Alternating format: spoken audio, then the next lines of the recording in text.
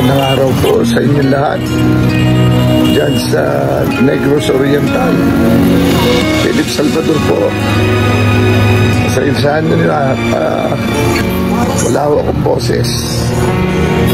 Naangalam ko po sa puso nyo, sa isip nyo, gusto nyo na pagbabago.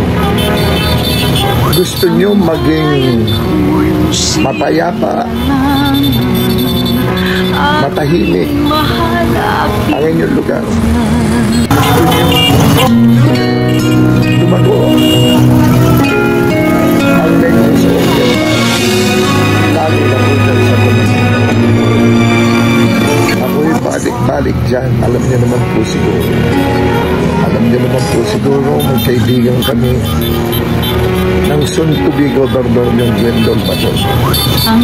Inaanak ko po ang anak ni Glenn. At alam ko po ang puso ng tao nito. Gusto ko niya makapagbigay ng magandang servisyo sa inyo. At gusto ko niya kumunilad ang inyong lugar.